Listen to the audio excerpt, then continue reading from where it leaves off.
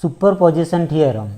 This theorem states that in a linear bilateral network containing more than one sources of EMF, the current flowing through any section is the algebraic sum of all the currents which would flow in that section if each source of EMF were considered separately and all other sources are replaced for the time being by their internal resistance. Now, for understanding the superposition theorem, consider the circuit shown in figure A. This circuit containing two sources of EMF, voltage source V1 and voltage source V2, and three resistance R1, R2 and R3. Current to resistance R1 is I1, current to resistance R2 is I2 and current to resistance R3 is I3. Now I will explain how we can find out the current through resistance R1, R2 and R3 by using superposition theorem. So for that, first we take the voltage source V1 and replace the other source by their internal resistance. So here other sources is voltage source V2. So replace the voltage source V2 by their internal resistance. Now here internal resistance of voltage source V2 is not given. So replace the voltage source V2 with zero internal resistance, because voltage sources has very low internal resistance. So if internal resistance is not given, then replace the voltage source with zero internal resistance. Now figure B show the circuit diagram with voltage source V1 only. Here we replace the voltage source V2 with zero internal resistance, that means by short circuit, and R1 is the internal resistance of voltage source V1.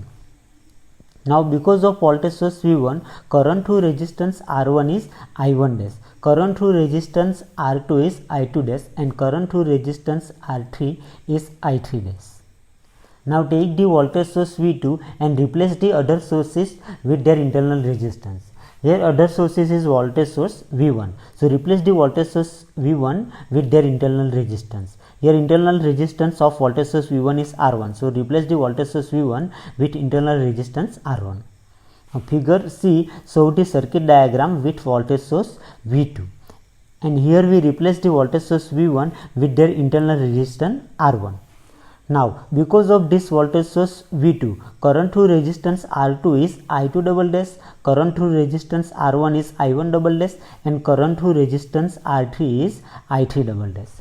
Now according to superposition theorem, the current flowing through any section is the algebraic sum of all the currents which would flow in that section if each sources of EMF were considered separately and all other sources are replaced by their internal resistance.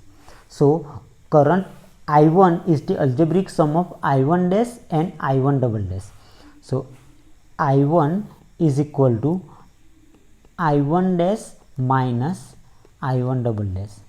Now here direction of current I1 and I1 dash through resistance R1 is same. So I1 dash is positive in algebraic sum and direction of current I1 and I1 double dash is opposite. So I1 double dash is negative in algebraic sum.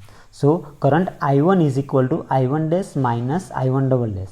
Similarly, current to resistance R2 I2 is equal to minus I2 dash plus I2 double dash and I3 is equal to I3 dash plus I3 double dash.